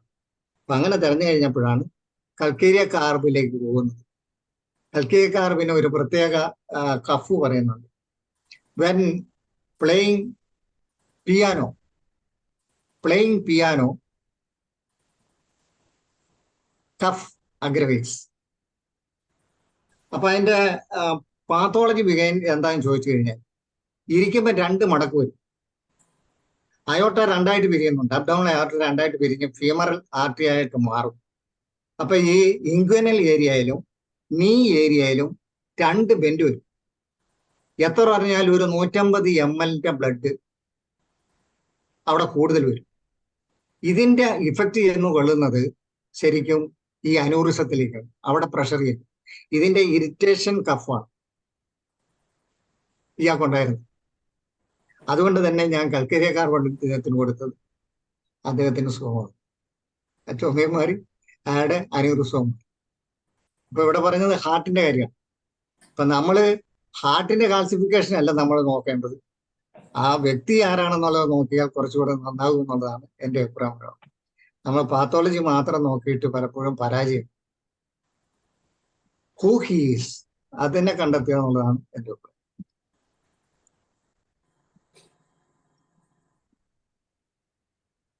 നല്ല കേസാ സാറേ, വിശ്വസിക്കാൻ പോലും മേല. Shobhana Ramavarma doctor hand raise ചെയ്തിട്ട് ഞാൻ നേരത്തെ ഇവിടെ അവതരിപ്പിച്ച അതുപോലെ തന്നെ ഒരു വണ്ടർഫുൾ ചുമ കേസ് അവതരിപ്പിച്ചായിരുന്നു. ഒരു നേഴ്സാണ്. അവര് കോപ്പറേറ്റീവ് നേരത്തെ മെഡിക്കൽ കോളേജ് തന്നെയായിരുന്നു, അത് സർക്കാർ കൊണ്ടുപോയി കഴിഞ്ഞപ്പോൾ ഇപ്പം കോപ്പറേറ്റീവ് ഹോസ്പിറ്റലിൽ അവർ വർക്ക് ചെയ്യുന്നത്, കടവന്തറ. അപ്പം അവർക്ക് ചുമ വന്ന് അവരുടെ സെക്ഷൻ മുഴുവൻ കഴിഞ്ഞപ്പോൾ പിന്നെ മോഡേൺ മെഡിസിൻ പാർട്ട് കഴിഞ്ഞപ്പോൾ അവിടെ തന്നെ ഒത്തിരി ഹോമിയോപ്പതി ഉണ്ട്. പനമ്പള്ളി നഗറിലൊക്കെ ആയിട്ട് കുറെ ഹോമിയോപ്പതിക്കാർ. പത്രമൊക്കെ ഉണ്ട്. അവിടെ എല്ലാം പോയി കണ്ട് അവരുടെ ചുമ കുറഞ്ഞില്ല. അങ്ങനെ മരുന്നൊക്കെ നിർത്തിവെച്ച് ചുമക്കാൻ തയ്യാറായിട്ട് അവിടെ ഇരിക്കുമ്പോൾ വേറെ ആരോ പറഞ്ഞു ഇങ്ങനെ പോലെ പള്ളുരുത്തി ഒരു ഡോക്ടറുണ്ട്, പോയി ഒന്ന് കണ്ടു നോക്കാൻ പറഞ്ഞു. അങ്ങനെ ഒരു എക്സ്റേയും കാര്യമൊക്കെ ആയിട്ട് വന്നു കഴിഞ്ഞപ്പോൾ തന്നെ അവരുടെ ഒരു ബോളസ് എംഫൈസീമ ഉണ്ടായിരുന്നു അവർക്ക്. അതാരും ശ്രദ്ധിച്ചില്ല. അപ്പൊ സംഭവം എന്താണ്? ഇതിന്റെ ഇറിറ്റേഷൻ ആണ് കഫ്. ഇറിറ്റബിൾ കഫാണ് അവർക്ക് ഉണ്ടായിക്കൊണ്ടിരുന്നത്. അതിന്റെ കാരണം എന്താണെന്ന് ചോദിച്ചു കഴിഞ്ഞാൽ അവർ ഏതെങ്കിലും വിധത്തിൽ കുട്ടികളോടൊക്കെ ബഹളം ഉണ്ടാക്കുകയോ അല്ലെങ്കിൽ ഉച്ചത്തിൽ സംസാരിക്കുകയോ അല്ലെങ്കിൽ ഓർഡർ കൊടുക്കുകയോ ഒക്കെ ചെയ്യുമ്പോഴാണ് ഈ ചുമ അഗ്രവേറ്റ് ചെയ്യുന്നത്. അപ്പൊ സ്റ്റാനമെറ്റിന് അങ്ങനെ ഒരു സിംറ്റം ഉണ്ട്. ഒച്ചയെടുക്കുമ്പോൾ, സംസാരിക്കുമ്പോൾ A pain at the deltoid muscle. ആ സിംറ്റം എലിസിറ്റ് ചെയ്യാനായിട്ട് കുറെ സമയം എടുത്തു. അത് എലിസിറ്റ് ചെയ്ത് ഞാൻ സ്റ്റാനമെറ്റ് കൊടുത്ത് അവരുടെ ചുമ മാറ്റി.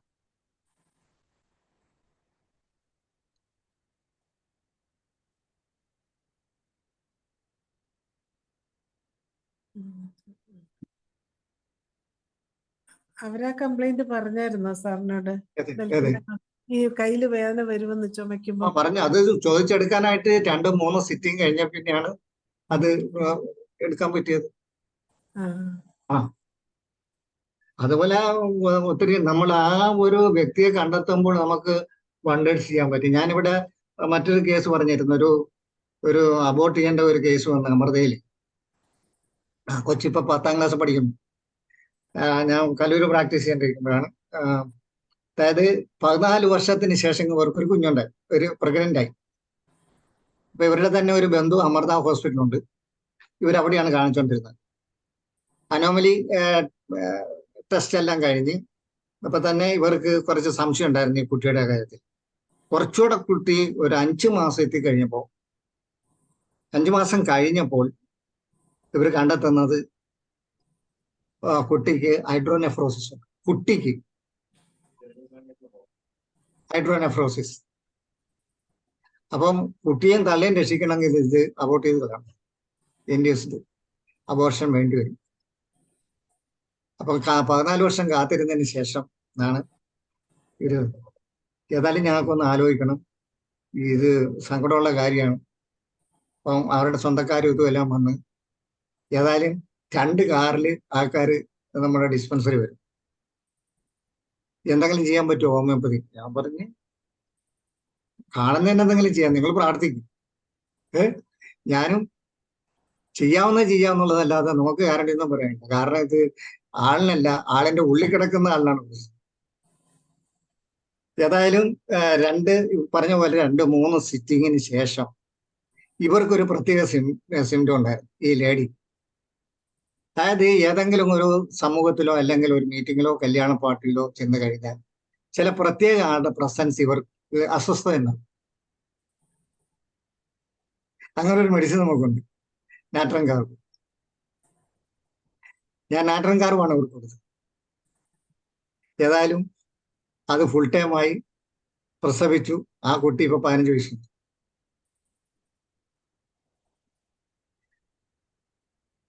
ഫോർട്ട് കൊച്ചിയിലെ ഒരു ഡോക്ടർ മിനിയുണ്ട്, അവരുടെ ബന്ധുവാണ്. ഡോക്ടർ മിനിയാണ് എനിക്ക് റെഫർ ചെയ്തേക്ക്. ഏത് പൊട്ടൻസി കൊടുത്തു സാറേ? നാട്രം കാർബ് ആദ്യം തുടക്കം 200 ആ പിന്നെ ഹൈയിലേക്ക്.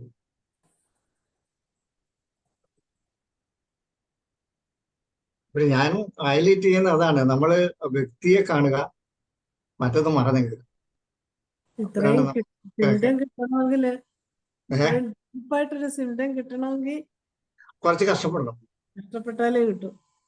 അത്രേ ഉള്ളൂ.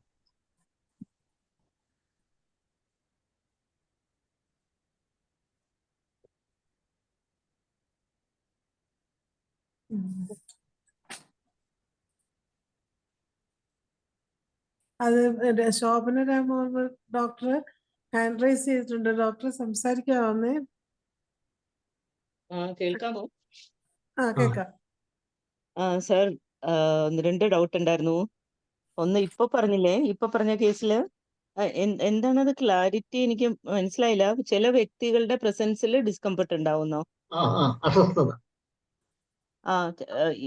ചില വ്യക്തികളുടെ ആ പ്രസൻസിൽ മാത്രം. ആ ഇവര് തമ്മിൽ മുൻ പരിചയമൊന്നും വേണ്ട. അതാണ് അതിന്റെ ആ പ്രത്യേകത. ആ ആ ആ ഓക്കെ. അതാണ് അപ്പൊ ഹോമിയോപ്പതി.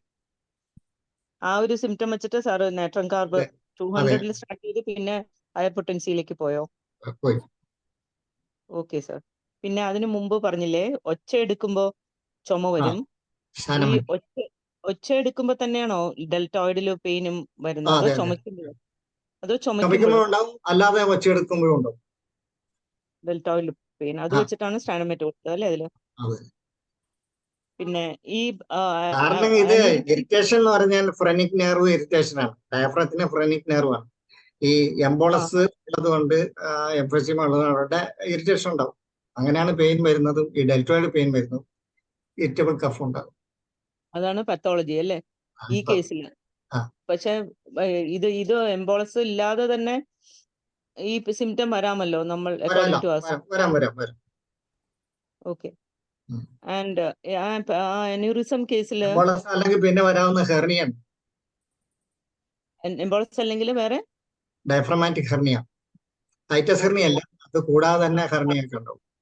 ആ അതിലും ഹെർണിയക്ക് ഇതേപോലെ സിംറ്റംസ് ഇതുപോലെ ഡെൽറ്റോയിഡ് പെയിൻ വരാം അല്ലേ? വരാം. അത് വരാം. Okay sir. പിന്നെ ആ അന്യൂറിസം കേസിൽ എന്താണത്? ഇരിക്കുമ്പോ അയാള് മൃദംഗമായിരുന്നോ വായിച്ചിരുന്നത് ഇരുന്ന്? ഇരുന്ന് അതോ പിയാനോ? കച്ചേരിക്കൊക്കെ അതാണല്ലേ പറ്റുള്ളൂ. അപ്പൊ ഇരുന്ന് നമ്മള് മൃദംഗം വായിക്കുമ്പോ അദ്ദേഹത്തിന് ചുമ വരും. ആ പൊസിഷനിലാണ് ചുമ. അപ്പൊ ഈ പിയാനോ വായിക്കുന്നത് ചെയറിൽ ഇരുന്നിട്ടാണല്ലോ. അപ്പൊ ഇരുന്നിട്ട് അവിടെയും 2 മടക്ക് വരും. ആ ഇരിപ്പില് ആ പോസ്റ്ററില് 2 വരുന്നത് കൊണ്ട് മടക്ക് വരും. അപ്പൊ ഏറ്റവും കുറഞ്ഞ ഒരു 100-150 മില്ലി ബ്ലഡിന്റെ എക്സസ് വരും സർക്കുലേഷൻ. ഇതിന്റെ ഇറിറ്റേഷൻ അല്ലെങ്കിൽ പ്രഷർ അതാണ് ചുമ ഉണ്ടാക്കുന്നത്. ഓക്കെ. അപ്പൊ ഇത് ഇരിക്കുമ്പോ ചുമ വരുന്നു എന്നുള്ളത് കാൽക്കിലേക്ക് നയിച്ചത്. അതെ സാർ അത് ബോറിക്കിലാണോ ഉള്ളത്? അതെ. Okay sir. Thank you sir. Welcome. And sir എവിടെ ഇപ്പൊ പ്രാക്ടീസ് ചെയ്യുന്നത്? പ്രാക്ടീസ് എല്ലാം നിർത്തി. അയ്യോ. അല്ല, അത്യാവശ്യമുണ്ട്. ബുക്ക് ചെയ്ത് വരുന്ന കേസ് മാത്രം, വളരെ കുറച്ച് മാത്രം. എവിടെയാണ്? വീട്ടിൽ തന്നെയാണ്, അരൂര്. ഓക്കെ. Okay sir. എല്ലാ കേസുകളും വളരെ നല്ലതാണ്. ധാരാളം പഠിക്കാനുണ്ട് ഓരോ ക്ലാസ് കഴിയുമ്പോഴും. Thank you. ഇനി ആർക്കെങ്കിലും സംശയമുണ്ടോ? സമയമുണ്ട്, സാറിനോട് ചോദിക്കാം.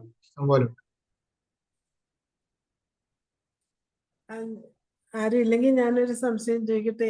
ANCA എന്ന് പറഞ്ഞില്ലേ, ഓട്ടോ ഇമ്മ്യൂൺ ഡിസീസ്, അതിന്റെ ഫുൾ ഫോം എങ്ങനെയായിരുന്നു സർ? പറഞ്ഞായിരുന്നു.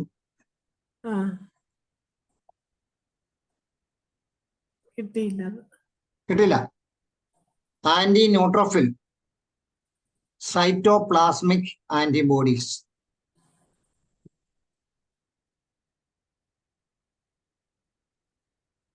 Cytoplasmic antibodies.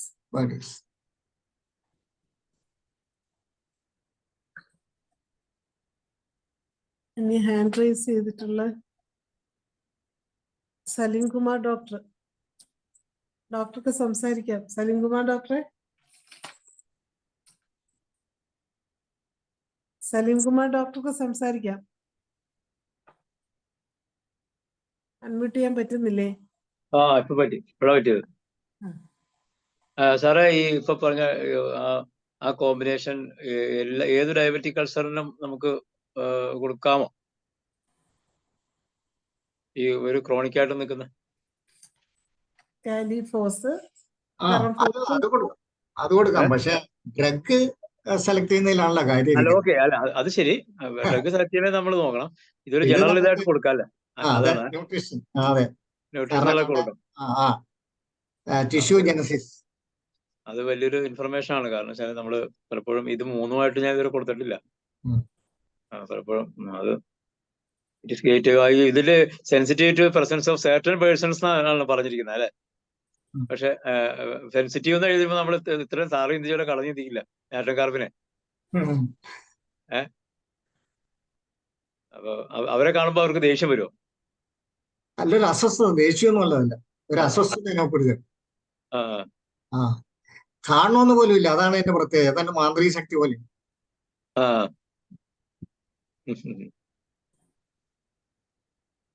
അല്ല, അത് അങ്ങനെ ഒരു പേഷ്യന്റ് പറഞ്ഞാലും അങ്ങനെ റൂബ്രിക് ഉണ്ടെന്ന് കണ്ടെത്തിയതിലാണ് അത് സംഭവിച്ചു. അങ്ങനെ അതിന് പറ്റിയൊരു ഡ്രഗ് ഉണ്ടെന്നുള്ളത്. അല്ല, ഞാനിപ്പോ നാട്രിയം കാർബൺ കാണണമെന്നില്ലാന്ന് പറഞ്ഞാല് വിത്തൗട്ട് എനി റീസൺ ആണോ, അതോ അവര് തമ്മിൽ എന്തെങ്കിലും റീസൺ നേരത്തെ ഇല്ല, ശത്രുത? റീസൺ വേണ്ട. വേണ്ട, മുൻപരിചയം പോലും ഇല്ലെന്ന് പറഞ്ഞല്ലോ. അത് അങ്ങനെ ഉണ്ട് ചില ആൾക്കാർ, ചില പ്രത്യേക ഷേപ്പുള്ള ആൾക്കാർ, ചില അതെ പ്രത്യേക അതെ. രീതിയിൽ മുടി വെട്ടി, അങ്ങനെയൊക്കെ ചില ആൾക്കാർക്ക് അങ്ങനെ ഞാൻ ആൾക്കാരെ കണ്ടിട്ടുണ്ട്. ഇപ്പൊ അതൊരു അത് നമ്മുടെ മെറ്റീരിയൽ മെഡിക്കൽ ഉണ്ടെന്നുള്ളത് നമുക്ക് അഭിമാനിക്കാവുന്ന സാധനമാണ്. അങ്ങനെ ആൾക്കാരുണ്ട്. അവന്റെ ഇരിപ്പ് കണ്ടില്ലേ, ഒരു കാര്യമില്ലാണ്ട് ചിലർക്ക് പഴി പറയും. അത് വെച്ചിട്ടുണ്ട്. പക്ഷെ ഇതൊന്നും ഓക്കെ സാർ, ഓക്കെ സാർ. നേരത്തെ ഒരു പൾമോ ഉൾപ്പിസ് പറഞ്ഞില്ലേ, അത് 3x ആണോ 30 ആണോ പറഞ്ഞത്? 30. അത് പെർസിസ്റ്റന്റ് ഷോർട്ട്നെസ് ഓഫ് ബ്രത്ത് എന്ന് പറഞ്ഞിട്ടുണ്ടായിരുന്നു. 30 ആണ്. അപ്പൊ ഈ കാഡ്മിയം സൾഫ് 200 കൊടുത്തിട്ട് പിന്നെ എങ്ങനെ ഇത് 30 3x പറഞ്ഞേ. 3x ആണോ 30 ആണോ സർ? ഏതാണ്? 3x 30 ആണ് ഞാൻ കൊടുത്തത്. അല്ല, അപ്പൊ സാർ ഈ കാഡ്മിയം സൾഫ് 200ഉം ഇതും കൂടി എങ്ങനെയാണ് കൊടുത്തത്? ഏത് weekly once weekly once cadmium sulph 200 and pulmo vulpis? അത് TDS, ആദ്യം TDS, ലാസ്റ്റ് വന്നു കഴിയുമ്പോഴാണ് BD ആക്കിയത്, ട്വൈസ് ഡെയിലി ആക്കിയത്. ലാസ്റ്റ് ഈ പ്രാവശ്യം ഈ മാസം കൊടുത്തതാണ്, ഈ 20/2/24. എന്നും കൊടുത്തോണ്ടിരിക്കുകയാണോ? അതെ അതെ, അതെന്നും ഇപ്പൊ ഫ്രീ ആയി. ഫൈബ്രോസിറ്റി ഒക്കെ മാഞ്ഞു പോയി. അപ്പൊ അതിനിടയിൽ അത് കഴിഞ്ഞിട്ട് പിന്നെ സോറിനും മണ്ണമും കൊടുത്തോ? സോറിനും ലാസ്റ്റ് 10 കൊടുത്തു. സോർണത്തിന്റെ ഇൻഡിക്കേഷൻ എന്തായിരുന്നു സർ ആ കേസില്? അയാളൊരു സോറിനാണ് പേഷ്യന്റാണ്.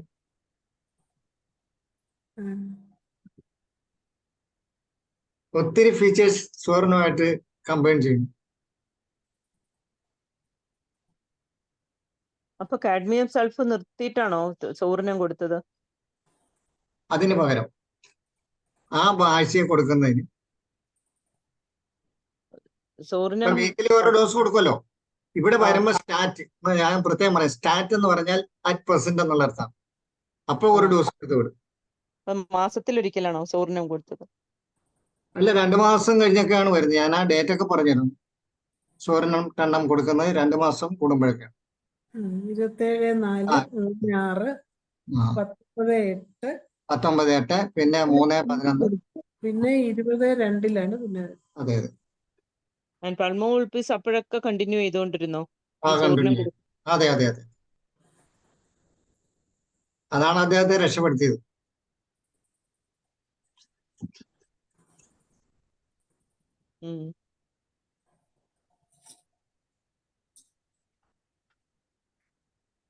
ട്രോപ്പിക്കൽ അൾസർ 22 വർഷം പഴക്കമുള്ളത് എത്ര നാൾ എടുത്തു സാറേ?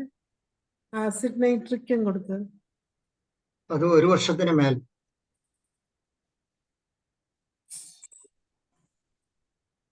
ഇത് നമ്മൾ ധൃതി വെച്ചാൽ ഒന്നും നടക്കില്ല. അറിയാലേ. ചില പേഷ്യന്റിനേക്കാൾ ധൃതിയാ ചില ഡോക്ടേഴ്സ്. അതെ, റിപ്പീറ്റ് ആയിട്ട് മരുന്ന് കൊടുക്കും, അത് കുളമാവും.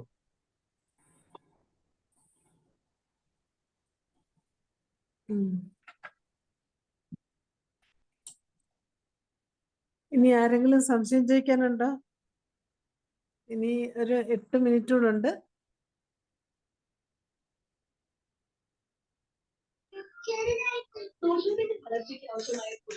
ഡോക്ടർ മോഹൻ ബാബു. അൾസറിന് എക്സ്റ്റേണൽ ആയിട്ട് എന്തെങ്കിലും ഉപയോഗിച്ചിരുന്നോ? എന്താണ് എക്സ്റ്റേണൽ ആപ്ലിക്കേഷൻ? ഉണ്ട്, കലണ്ടില കൊടുക്കും. കലണ്ടില എക്സ്റ്റേണൽ. ആ ഓയിൽ വെറുതെ ഇങ്ങനെ ഇട്ട് ആ ആ ഗോസില് ഇത് വരട്ടി അങ്ങ് ഇടും. ഓ അതുകൊണ്ടില്ല ടിഞ്ചറല്ല ഓയിലാണ്. ആ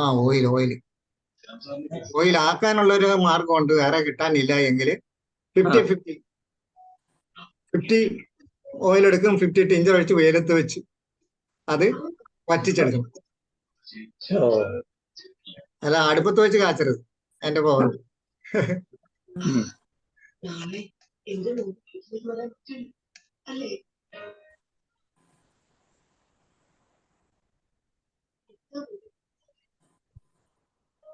സാറേ എനിക്ക് തോന്നുന്നു ഒരു 5% വെച്ചാൽ തന്നെ മിക്സ് ആവുമെന്ന് എനിക്ക് തോന്നുന്നു. ഇങ്ങനെ വെയിലത്ത് വെക്കേണ്ടി വരില്ലെന്ന് തോന്നുന്നു. ആ 5 or അല്ല 10 അല്ല 5% അല്ല കൂടാതെ അല്ലല്ല, ഇത് വളരെ ബേണിംഗ് പെയിൻ ഉള്ളപ്പോ ടിഞ്ചർ ആൽക്കഹോൾ ചെന്ന് കഴിഞ്ഞാൽ തന്നെ ടിഷ്യൂ ഡാമേജ് ഉണ്ടാവും. ആൽക്കഹോൾ കംപ്ലീറ്റ് പോകുന്നതാണ് നല്ലത്. ആ ആ ഓക്കെ അത് ശരിയായിരിക്കും. ആ ശരി. അത്രയും ഓർത്തില്ലല്ലേ സലീം കുമാർ ഡോക്ടറെ? അതെ അല്ല ഈ ഒരു നമ്മളത്രയും ചിന്തിക്കാൻ 5% പോകുന്നു. 10% എന്നൊക്കെ പറയുമ്പോ വളരെ ഇതാണല്ലോ. മോഹൻ ഡോക്ടറിന് ഇനി എന്തെങ്കിലും ചോദിക്കാനുണ്ടോ? മോഹൻ ബാബു ഡോക്ടറെ, ഇല്ല. സംശയം കഴിഞ്ഞോ? അപ്പൊ ആർക്കും ചോദിക്കാനില്ലെങ്കിൽ ഈ ഫ്ലോറിൽ നിന്നുണ്ടായ മറ്റൊരു അനുഭവം പറയാം. ആർക്കും ചോദിക്കാനില്ലെന്ന് തോന്നുന്നു. അതായത് എനിക്ക് ചോദിക്കാനുണ്ട്. Doctor അനിൽകുമാറാണേ sir. ഓ നമസ്കാരം. നമസ്കാരം. പിന്നെ എന്റെ വൈഫ് ഡോക്ടർ ജ്യോതിക്ക് ഒരു ചുമ ചിരിച്ചവിടെ വരും. എന്തോ സ്റ്റാൻഡപ്പ് മെറ്റ് തൊട്ട് എല്ലാ സകല പരിപാടിയും നോക്കി, ഒരു രക്ഷയില്ല. ചിരിച്ചല്ലോ, ചിരിച്ചാലും സംസാരിച്ചാലും ഒക്കെ ഒരു എപ്പിസോഡ് പോവും. നമ്മൾ സംസാരിക്കുകയോ ചിരിക്കുകയോ ചെയ്ത് കഴിഞ്ഞാൽ വരും. എന്തായിരിക്കും സാർ? അല്ല ഫോസ്ഫറസ് നോക്കിയോ? ഫോസ്ഫറസും കൊടുത്തു. ഫോസ്ഫറസ്, സ്റ്റാൻഡപ്പ് മെറ്റ്, എന്താ പറയാ, സ്റ്റിക്റ്റാ തൊട്ട് സകല സാധനം നോക്കി. നോ സ്കോപ്പ്, ഒരു രക്ഷയില്ല. ഈ പറയുന്ന സിംറ്റം പലയിടത്തും ചോദിച്ചു. സംസാരിക്കുമ്പോൾ ചിരിക്കുമ്പോഴൊക്കെ ടിക്ലിംഗ് കഫ്, സംസാരിക്കുമ്പോൾ അതെ ടിക്ലിംഗ് കഫ്. അപ്പൊ അത് ചുമച്ച് ഇങ്ങനെ പോയിട്ട് അത് നിൽക്കും. പിന്നെ വീണ്ടും അടുത്ത എപ്പിസോഡ് വീണ്ടും കുറച്ച് കഴിയുമ്പോൾ വീണ്ടും വരും.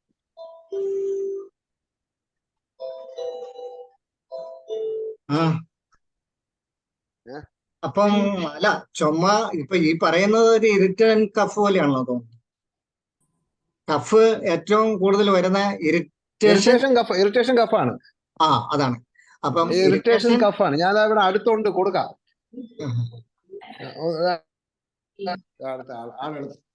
ഡോക്ടർ, എനിക്ക് ചുമ വന്ന് ചിരിക്കുമ്പോ ചുമ വരും, ചിരിച്ച ഉടൻ ചുമ വരും. ചിലപ്പോ പെട്ടെന്ന് സംസാരിക്കുന്നതിന്റെ ഇടയിൽ വരും. ചിലപ്പോ എന്തെങ്കിലും എരിവല്ലോ, ഭക്ഷണത്തിന്റെ എരിവല്ലോ തൊണ്ടയിൽ തട്ടുകയാണെങ്കിൽ ചുമ വരും.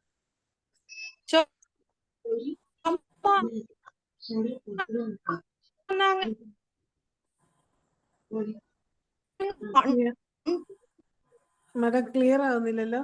അതെ, നെറ്റ്വർക്കിന്റെ പ്രോബ്ലം ഉണ്ട്. ബാക്കി ക്ലിയർ ആയില്ല കേട്ടോ.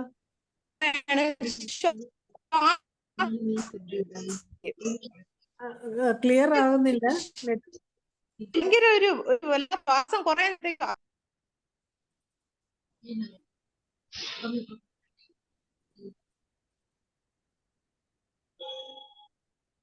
പറഞ്ഞു കേട്ടായിരുന്നു ഡോക്ടറെ? പറഞ്ഞത് കേട്ടോ? അവസാന ഭാഗം കേട്ടിട്ടില്ല. ഒന്നുകൂടെ പറഞ്ഞേ. ചുമ ചിരിച്ചാൽ ഉടനെ ചുമ വരും.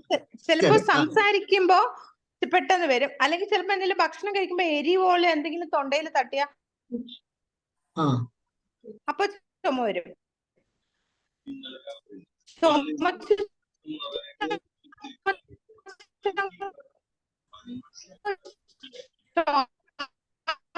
ആ ഭാഗമാണ് കേൾക്കാത്തത് നേരത്തെ. ഇല്ലാണ്ട് ഞാൻ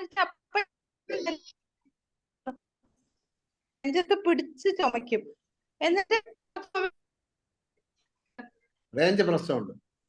കേക്കാമോ? ഈ ലാസ്റ്റ് ഭാഗം കേട്ടില്ല. ലാസ്റ്റ് ഭാഗം ചുമച്ച് ഒരു കാര്യം ചെയ്യാം, നമുക്ക് ഫോൺ ചെയ്യാം. ശ്വാസം ഇല്ലാണ്ടാവും ഡോക്ടറെ, ശ്വാസം ഇതേ. കിട്ടത്തില്ല. ആ ആ ശരി. Okay doctor. അത് കേട്ടു, അത് ഓക്കെ കേട്ടു. Okay doctor. അത് കേട്ടു. ലാസ്റ്റ് ശ്വാസം കിട്ടാതെ ഇത് വരും. കേട്ടു. ഒന്നുകൂടെ പറ. അവസാനം പറ. ശ്വാസം കിട്ടാതെ വന്ന് പിന്നെ കുറച്ച് സൗണ്ട് അങ്ങ് പോകും. ആ. പിന്നെ എനിക്ക് സംസാരിക്കാൻ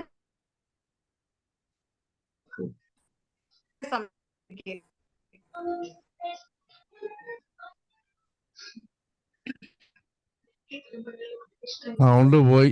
സൗണ്ട് പോയെന്ന് തോന്നിപ്പോ. ഇന്നസെന്റിനെ KPSC എഴുതാൻ ഓർമ്മ വരുന്നു. സംസാരിച്ച് സൗണ്ട് പോയി. പോയി സൗണ്ട് കൂടെ ഇട്ട ആള്. പേരും പോയി. എന്റെ പേരാണ് കിടക്കുന്നത്. ഏതായാലും സംഗതി ഇറിറ്റൻ കഫാണ്. ഏതായാലും ഫോഴ്സ് ഹൈലി സെൻസിറ്റീവ് ആണ്.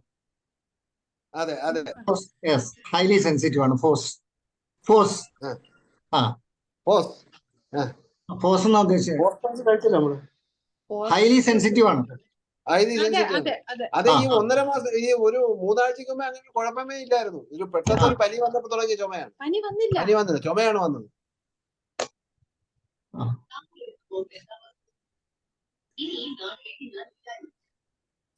ശരി. ഡോക്ടറെ കോക്കസ് കാക്ടേ കൊടുത്തോ? കഴിച്ചു. റൂമെക്സ് കഴിച്ചു. സ്റ്റാനോമെറ്റ് കഴിച്ചു. ഡ്രൊസേറയാണ് തുടങ്ങിയത് ഈ ചുമ കാരണം. സ്റ്റിക്ട കഴിച്ചു. കൊറേലൻ റൂബ്രം കഴിച്ചു. അയഡൻ കഴിച്ചു. ഇപ്പിക്കാക്ക് കഴിച്ചു. പിന്നെ ഫോസ്ഫറസ് കഴിച്ചു. ഇനി കഴിക്കാൻ മരുന്നുകൾ നമ്മളെ പല ഫ്രണ്ട്സുമായിട്ട് സംസാരിച്ചിട്ടും കഴിച്ചു. ഒരു രക്ഷയില്ല. കുറച്ച് ഒരു 3 ദിവസം കോഫി കുടിക്കൂ. ആ എല്ലാ കഴിച്ച മരുന്നുകളും കൂടി ആയിട്ട് ആക്ട് ചെയ്യുന്നുണ്ടാവില്ല. കോഫി അത് നോക്കാം. അതിന് ഞങ്ങൾ ഇടയ്ക്ക് നക്സോമിക് കഴിച്ചിട്ട് 2 ദിവസം വെറുതെ ഇരുന്നു, മരുന്നൊന്നും കഴിക്കാതെ. അല്ല, ഒരു 3 ദിവസം നക്സോമിക്കയും വേണ്ട. 3 ദിവസം 2 കോഫിയോ 3 കോഫിയോ ഒരു ദിവസം വെച്ചിട്ടൊന്ന് കുടിച്ചു നോക്കൂ. 3 ദിവസം കഴിഞ്ഞ് 3-4 ദിവസമായിട്ട് ഒരു മെഡിസിനും കഴിക്കുന്നില്ല. ഇല്ല, എന്നാലും കഴിച്ച മരുന്നുകൾ ആക്ട് ചെയ്യല്ലേ. കോഫി കുടിക്കൂ. ഈ ഹോമിയോപ്പതി ആണെങ്കിൽ സെപ്പിയല്ലേ പറയുന്നത്. അപ്പൊ എനിക്കൊരു സജഷൻ വെക്കാറുണ്ട് കേട്ടോ. കാസ്റ്റേനിയ വറ അത് ഞാൻ കൊടുത്തു. കൊടുത്തു നോക്കി. ഒരു രക്ഷയില്ല. എന്റെ ഉണ്ട്, ഞാൻ കൊടുത്തു നോക്കി. 30 കൊടുത്തു നോക്കി. ടിഞ്ചറും കൊടുത്തു നോക്കി. രക്ഷയില്ല. എത്ര ദിവസം കഴിച്ചു? ഒരു 2 to 3 days കഴിച്ചപ്പോഴത്തേ വീണ്ടും സംഗതി കൺട്രോൾ ആവുന്നില്ല. അല്ല, അതുപോലെ ഒരു 10 ദിവസം അടുപ്പിച്ച് കഴിക്കും. എത്ര ഡ്രോപ്സ് ചെയ്ത ഡോക്ടർ? 30. 10 days. പിൽസിൽ കഴിക്കാം. 40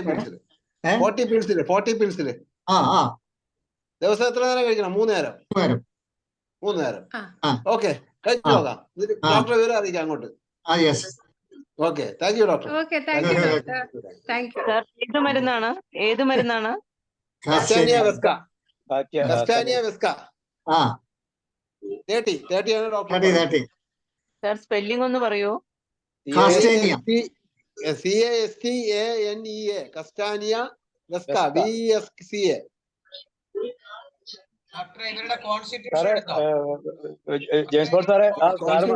കോൺസ്റ്റിറ്റ്യൂഷനൊക്കെ നമുക്ക് അറിയാവുന്ന കോൺസ്റ്റിറ്റ്യൂഷൻ എല്ലാം നോക്കി, ഒരു രക്ഷയില്ല. ഞാൻ ഇതൊന്ന് ട്രൈ ചെയ്യും. എന്തായാലും ട്രൈ ചെയ്തു ഡോക്ടർ. വിവരം അങ്ങോട്ട് അറിയിക്കാം. Okay doctor, thank you very much. Sir പറഞ്ഞൊന്ന് പൂർത്തിയാക്കൂ. പറഞ്ഞ ഇതേ ഫ്ലോറിലാണ്. അതായത്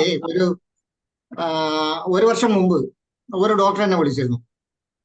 അപ്പം ഒരു പെൺകുട്ടിക്ക് യൂറിനൽ പ്രോബ്ലം, ഡിസൂരിയ, ബേണിംഗ്, ഇച്ചിങ്, അങ്ങനെയുള്ള കുറെ പ്രോബ്ലംസ്. അപ്പോൾ വർഷങ്ങളായിട്ട് മോഡേൺ മെഡിസിൻ ആണ് കഴിച്ചത്. അപ്പൊ അതിനുശേഷം ഒരു ഡോക്ടറെ അടുത്ത് വന്നു. അദ്ദേഹം ഏതാണ്ട് 1 വർഷത്തോളം മരുന്ന് കൊടുത്തു, കുറഞ്ഞില്ല. അപ്പൊ എന്നോട് ഒരു സജഷൻ ചോദിച്ചു. ഞാൻ വെസിക്കേരിയ കൊടുക്കാൻ പറഞ്ഞു, വെസിക്കേരിയ ടിഞ്ചർ. കാരണം അത് ഈ പറഞ്ഞ പോലെ ഒരു ഇറിറ്റേഷൻ ആയിരിക്കാം, ബ്ലാഡർ ഇറിറ്റേഷൻ ആയിരിക്കാം, അതല്ലെങ്കിൽ അസിഡിറ്റി കൂടിക്കഴിഞ്ഞാലും ഇറിറ്റേഷൻ ഉണ്ടാകാം, മറ്റേതെങ്കിലും കാരണത്താൽ ഇറിറ്റേഷൻ ആയിരിക്കാം കാരണം. അങ്ങനെ ഉണ്ടെങ്കിൽ ഇത് കവർ ചെയ്യും, വെസിക്കേരിയ കൊടുക്കാൻ പറഞ്ഞു. ഒരു 4-5 മാസം കഴിഞ്ഞപ്പോൾ ഈ ഡോക്ടർ തിരിച്ചു വിളിച്ചു. ഡോക്ടറെ അത് ഫലിച്ചില്ല കേട്ടോ, പക്ഷെ ഒരു നിസാര മരുന്നിൽ അത് മാറി. എന്നാന്ന് ചോദിച്ചു കഴിഞ്ഞാൽ മെർഷോളാണ് കൊടുത്തത്. ഇപ്പൊ ഇത് ബാത്റൂമിലേക്ക് പോകുമ്പോൾ ഇച്ചിരി ചൂടുവെള്ളമായിട്ട് പോകും. അപ്പൊ അതില് അങ്ങനെ കുറവ് കിട്ടും. ആ മരുന്ന് കൊണ്ട് അത് ക്യൂറാണ്. അപ്പൊ ഞാൻ വിചാരിച്ചു, ഞാനിപ്പോ പറഞ്ഞതിന്റെ ബാക്കിയാണ്. കാരണം എന്താണെന്ന് ചോദിച്ചു കഴിഞ്ഞാൽ ഈ 1 വർഷം ഈ ഡോക്ടർ ചികിത്സിച്ചത് സെൻസേഷൻ, ലൊക്കേഷൻ, മൊഡാലിറ്റി ഒന്നും നോക്കാതെയാണ് ഈ 1 വർഷത്തോളം ഈ കുട്ടിയെ ചികിത്സിച്ചത്. അപ്പൊ ഈ പറഞ്ഞതെന്ന് എനിക്ക് വ്യക്തമായതാണ്. ബാക്കിയുള്ളതെല്ലാം നിങ്ങളുടെ ചിന്തയ്ക്കും പരിചിന്തനത്തിനും വേണ്ടി. അപ്പൊ എന്നെ ഇത്രയും സഹിച്ചതിൽ എല്ലാവർക്കും നന്ദി, നമസ്കാരം. ഹരിഹരൻ സാർ ഹാൻഡ് റൈസ് സാറിന് ചെയ്തിട്ടില്ല. അല്ലല്ല, ഞാനത് ആ കോക്കസ് കാറ്റ് ഡോക്ടറെ ഈ പറഞ്ഞ രീതിയിൽ ഒരു കേസ് എനിക്കുണ്ടായിരുന്നു. ഇപ്പൊ ഡോക്ടർ പറഞ്ഞില്ലേ ഇതുപോലെ ബേണിങ്, നമ്മൾ തമ്മിൽ സംസാരിച്ചതായത് ആ കേസ്. ഇത് ഇങ്ങനെ തന്നെ ഉള്ള ഒരു കേസ് എനിക്കുണ്ടായിരുന്നു. പക്ഷെ അതിനകത്ത് വേറെ സിംറ്റംസ് ഉണ്ടായിരുന്നു. അതായത് ഈ കുട്ടി 19-20 വയസ്സാണ്. കുട്ടി മൂത്രം ഒഴിക്കാൻ എപ്പോഴൊക്കെ പോകുന്നുവോ അപ്പോഴൊക്കെ ചൂടുവെള്ളം കൊണ്ടുപോയിട്ട് അവിടെ കഴുകി കഴിയുമ്പോൾ ആശ്വാസമായി. അപ്പം നമുക്ക് സാധാരണ ഒരു ഹോമിയോ ഡോക്ടർക്കെല്ലാം ആ സിംറ്റം കിട്ടിയാൽ ഉടൻ ഉടൻ മനസ്സിൽ വരുമല്ലോ. അതില് ഞാൻ അന്ന് കൊടുത്ത മരുന്ന് ഫസ്റ്റ് കൊടുത്തത് ആഴ്സനിക് ആൽപ്പാണ്. ആഴ്സനിക് ആൽപ്പ് കൊണ്ട് കംപ്ലീറ്റ് ആയിട്ട് മാറി. പക്ഷെ 1 മാസം കഴിഞ്ഞപ്പം രണ്ടാമത് പിന്നെയും മാറി. പിന്നെ ഓരോരോ മെഡിസിൻ ട്രൈ ചെയ്തിട്ട് അവസാനം ആ കുട്ടിക്ക് പ്രയോജനപ്പെട്ട ഏതാണെന്നറിയാമോ? നാട്രം കാർബാണ് പ്രയോജനപ്പെട്ടത്. നാട്രം കാർബ് കൊണ്ടാണ് അത് മാറിയത്.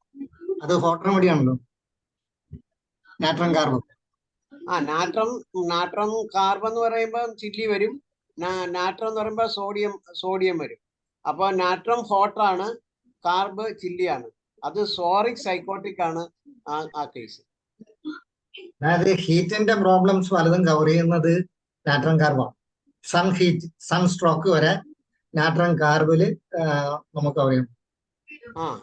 ഞാനത് മയാസം വരുന്നത് പിന്നെ അത് കഴിഞ്ഞിട്ട് ഞാൻ ആ കുട്ടിക്ക് തൂജ കൊടുത്തു. ഒരിക്കലും പിന്നെ രണ്ടാമത് കണ്ടപ്പോ ഞാൻ തൂജയാണ് കൊടുത്തത്. തൂജ റെസ്പോണ്ട് ചെയ്തില്ല. ആ സ്ഥാനത്ത് മെഡോർണം കൊടുത്തപ്പോ റെസ്പോണ്ട് ചെയ്തു. ആ മെഡോർണത്തിലാണ് കംപ്ലീറ്റ് ആയിട്ട് അത് മാറിയത്. ഏത് ഈ ഇങ്ങനത്തെ ഡിസീസസിനും പെൽവിക് ഡിസീസസിന്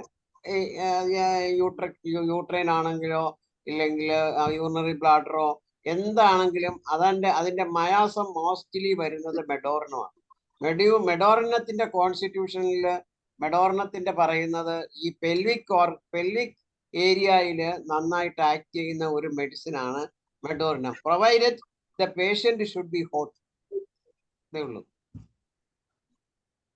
നന്ദി ഹരിഹരൻ സാറേ. നമുക്കിപ്പം ഏകദേശം 8 മിനിറ്റൂടെ അധികമായി. അതുകൊണ്ട് മാത്രം ഇടപെടുകയാണ്. ജെയിംസ് പോൾ സാറിന് നന്ദി പറയുന്നതിന് ഹരിഹരൻ സാറിനെ ക്ഷണിച്ചുകൊള്ളുന്നു.